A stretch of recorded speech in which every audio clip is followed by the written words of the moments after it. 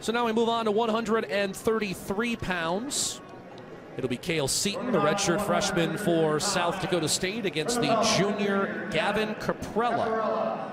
Caprella and Derek Cardinal know each other very well. This will be the first time, though, that Caprella and Seaton have rolled around on the mat.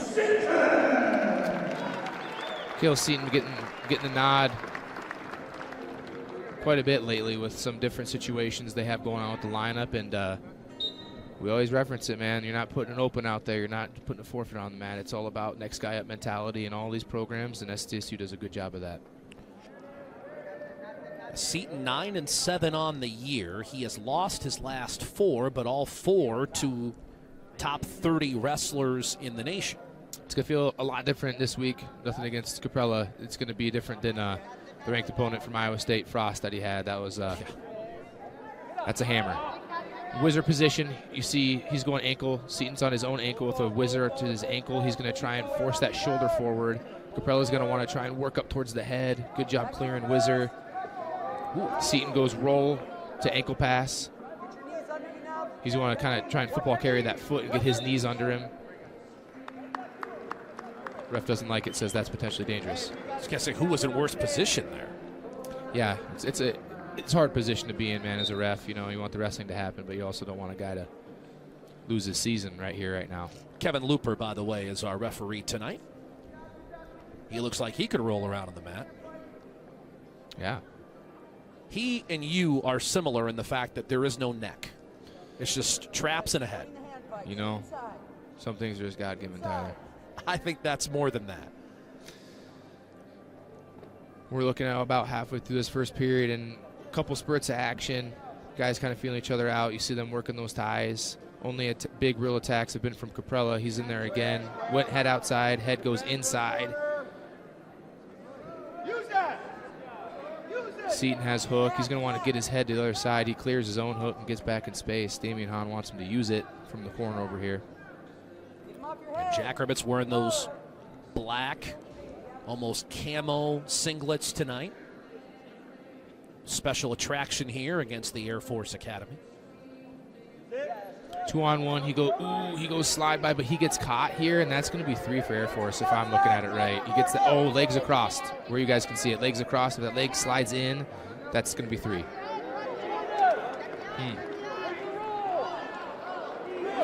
Man. I might have gone 3 Air Force and then a reversal there, but ref lets him wrestle it out, and it'd be interesting to see that back if we get that between periods. But either way, though, it's great mat wrestling by Seaton. Absolutely. Keep the pace going, keep the wrestling going. That's something that you just keep preaching as a coach. Is it's hard to get scored on if you just don't stop wrestling, right? The points usually come when you stop wrestling. Good return into a deep waist. Right out's really big here for Seaton. He might take another one here. And big for Caprella. This stuff adds up, man. I mean, you know, not a lot of guys are willing to lift and return you 4 times in 20 seconds to keep you on the mat, but it's a big deal going into the second period up 3-0.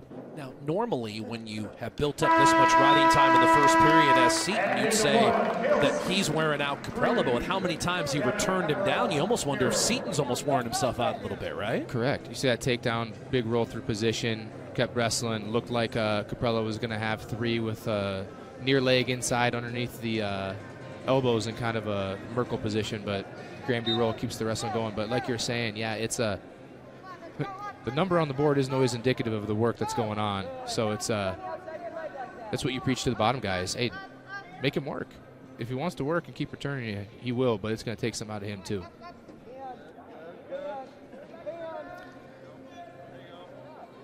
Good job controlling hands by Seaton. Half of that riding time went by the wayside.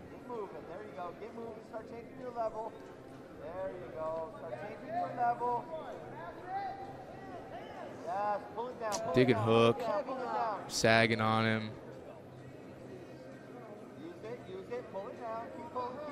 Coach Hahn saying use it, pull it down.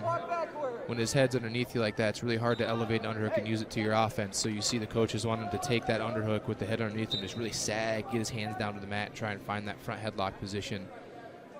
Quick restart from the referee, and we're back in action.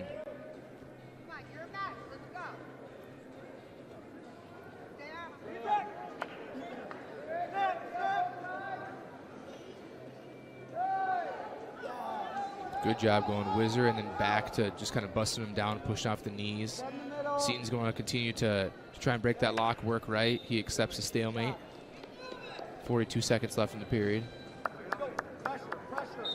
Fakes are good. Keep them up.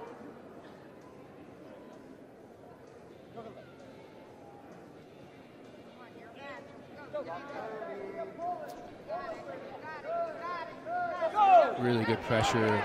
Man, lefty high C. You're going to see him try. Stall call offered with the kick out there from Caprella, which if you're coaching that, it's pretty easy math. 0 points is better than 3, so. Spearfish Education's at it again. Hey, man, one of the highest ACT scores by state standards in 2013.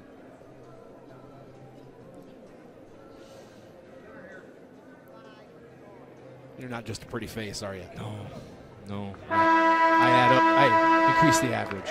Now, in all seriousness, you've wrestled cadets before. You've wrestled individuals from the Air Force Academy. There is a special, different way they approach things than many of your opponents. Yeah, honestly, I remember one of my opponents, Hines. I would wrestle him, Parker Hines, and he's always a fringe top 25 guy, but it was going to be 7 minutes every time, hard.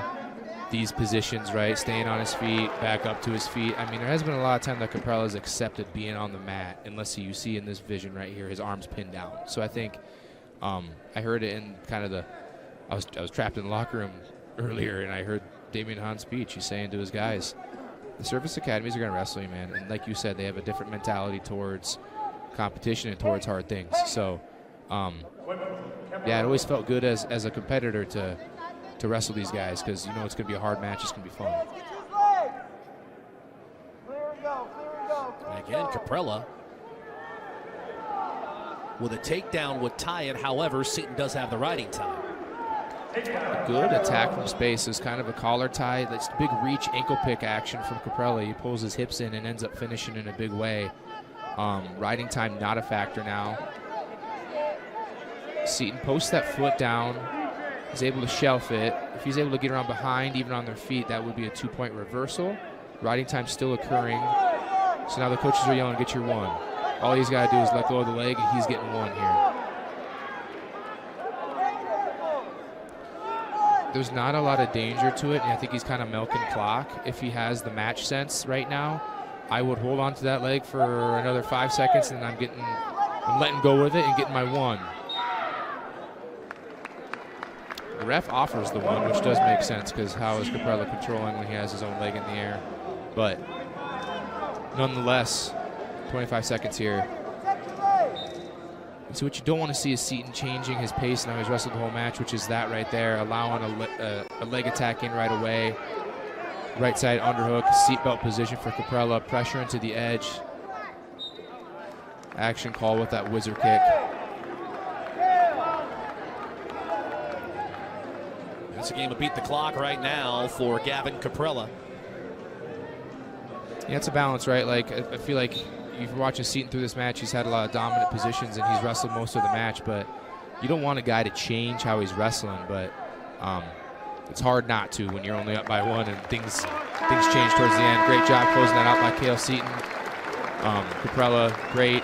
It's exactly what he touched on, Tyler. Wrestle until the very end, and that's exactly what Coach Hahn told his team, is these guys are going to scrap. So that was well earned for Cale Seaton at 133, the redshirt freshman. The decision win, and SDSU 7-0 after 2.